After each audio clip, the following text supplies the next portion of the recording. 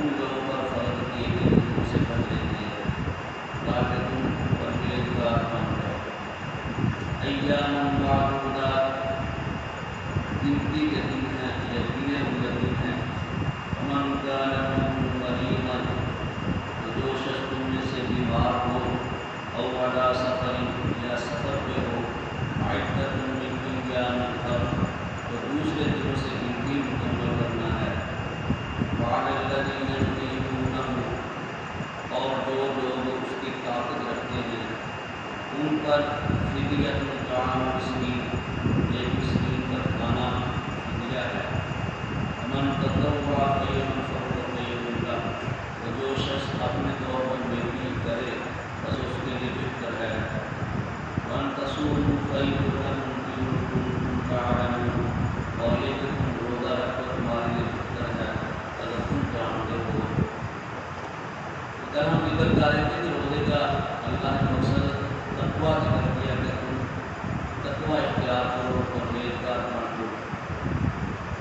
اصل تقویٰ مطلب بچنا، کہتے ہیں اللہ کا ڈر، اللہ سے ڈرو، اللہ کا تقویٰ، متقی پرہیزگار، اللہ سے ڈرنے والے۔ اللہ سے ڈرنے والے کون ہوتے ہیں؟ جو اللہ کے ڈر سے جو نا وہ اس کے حکم کی تعمیل کرتے ہیں، اس کے کاموں اس کے فرامین پہ عمل کرتے ہیں اور اس کے ڈر سے جو نا وہ گناہوں سے بچتے ہیں، گناہوں سے دور ہے۔ اس کا معنی بچنا بھی ہوتا ہے۔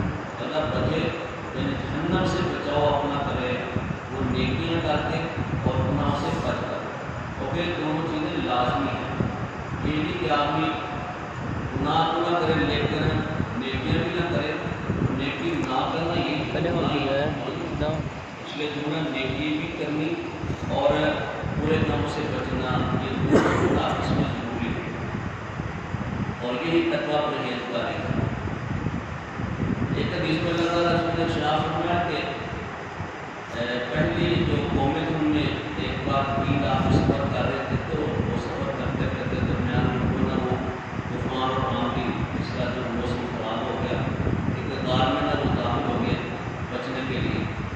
تو جب غار میں داخل ہوئے تو بچنا پڑا تھا، پتھر اٹھ کے آیا اور ان کی غار کا منہ نہ بند ہو گیا۔ اب وہ غم میں دل لگا کہ پتھر پیچھے ہٹ کے باہر آ جائے، پتھر نہیں ہٹا ان سے۔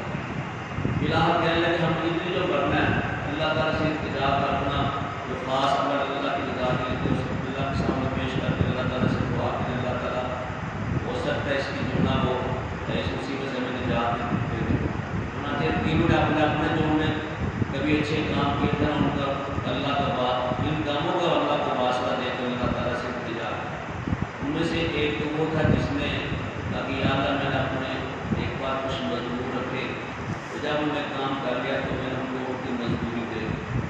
ایک مزدور بگڑ گیا، وہ مزدوری لیے بغیر چلا، اب اس کی جو مزدوری کی جو چیزیں تھیں نا وہ پیسے جو بھی ہے حضرت میں تھا کہ ایک چاول کا ٹوپا تھا، چلو جو بھی کچھ تھا تو کہتے یا اللہ میں نے وہ جو اس کی مزدوری کی چیز تھی اس کو میں نے ہڑپ نہیں کیا، میں نے کھایا نہیں، ضائع نہیں کیا، بلکہ اس کو میں نے کام میں لگا دیا، سرمایہ کا کی۔ اور کچھ عرصے کے بعد آیا تو کہنے لگا میرے نا وہ پیسے تھے جو تھے میرا وہ میری مزدوری، میں نے کہا یہ جتنا کچھ ہے نہیں، یہ پیلیاں یہ کھیت اور یہ جانور یہ سارے میرے یہ لے جائیں۔ کہنے میرے ساتھ مذاق نہ کر، میرا تو وہ جو تھا وہ مزدوری کو کہہ رہی اسی کا سارا کچھ ہے۔ اس میں آتا ہے کہ وہ سارا کچھ لے کے چلا گیا، اس نے ایک چیز بھی نہ چھوڑی۔ کہنے لگے یا اللہ اگر میں نے یہ کام تیری رضا کے لیے کیا تھا تمہارا ہونا یہ ہماری مصیبت یہ ختم کر دو، پتھر راست ہٹا۔ اللہ رسول نے شاہ میں پتھر ہٹا تو اسے کس قدر نہیں تھے تو کہا راست۔ دوسرے نے کہا یا اللہ میرے بوڑھے والدین تھے، میں دن بھر بکریاں چلاتا تو شام کو میں آتا جب تو بکریاں چلا کر تو سب سے پہلے نا بکرے کا دودھ نکال کر میں اپنے والدین کو ملا، پھر میں اپنے دوسرے جنگل میں کرتا ہوں ایک بار میں لیٹ ہو گیا، دور چلا گیا تو واپس آیا تو میں بڑی تحقیر ہو گئی تھی، میں حسب معمولہ آیا تو والدین سو چکے تھے تو میں نے اپنے دونوں پتے کا دودھ نکال کے ان کے سامنے کھڑا رہا، ان کو میں نے جگایا بھی نہیں، ان کے نیند خراب ہو گئی اور ان سے پہلے میں نے کسی اور کا دودھ دیا بھی نہیں پینے کے لیے، بلکہ میرا معمول تھا کہ پہلے والدین کو پلاتا پھر کسی اور۔ تو یا اللہ پھر وہ اپنی مدد سے خوش خود ہی اٹھے تو ان کو میں دودھ پیش کیا، وہ دودھ پیا انہیں تو وہ خوش ہو گئے. یا اللہ یہ جو میرا عمل تھا اگر تیرے ذاکر تھا تو ہمارے پتھر سے پتھر پڑتا، غلط نشان پتھر پڑتا ہے کس کا نہیں تمہارا آسان. تیسرے کا یا اللہ میری چچا کی بیٹی تھی اس کے ساتھ میرا معاملہ طے پا گیا، جی اس نے مجھ سے پیسے مانگے، اس کو میں نے پیسے دے دیے. تو جب میں برائی کرنے لگا وہ کہنے لگی اتق اللہ، اللہ سے ڈر جا، یہ کام نہ کر، یہ گناہ کا کام. تو میں یا اللہ پیچھے ہٹ گیا، میں نے وہ گناہ کا کام نہیں کیا اور میں نے اس کو پیسے دیے وہ بھی چھوڑ دیے. یا اللہ یہ میرا عمل جو اس گناہ سے بچنا تھا یا اللہ تیرے رضا کے لیے تھا، ہمارے وسیلے سے پتھر کو ہٹا دے، میرا عمل یہ قبول کر. حضرت نشان میں پتھر ہٹ گیا اور باہر آ. اب اس طرح تینوں جو لوگ ہیں پھر پہلا جو نا وہ مزدور کی مزدوری کی حفاظت کرنا اور والدین کی خدمت کرنا، یہ دونوں نیک کام ہے جی. کسی کے بات کی حفاظت کرنا اور والدین کی خدمت کرنا یہ دونوں اچھے کام ہیں. ادھر برائی سے بچنا یہ بھی اچھا کام ہے جی. برائی نہ کرنا، برائی سے بچنا یہ بھی نیکی ہے، اللہ اس کا بھی اجر دیتے ہیں. اللہ کے ڈر سے آدمی اگر گناہ نہ کرے اللہ اس کا بھی اجر دیتے ہیں، اللہ تعالیٰ اس کا ہی بدلہ دیتے ہیں. تو یہاں جو نا یہ تقریباً مفہوم واضح نظر آتا ہے، سمجھ آتا ہے کہ نیکی کرنا اللہ کے ڈر اس کے خوف سے اور گناہ سے بچنا اللہ کے ڈر اس کے خوف سے، یہ اصل تقویٰ ہے.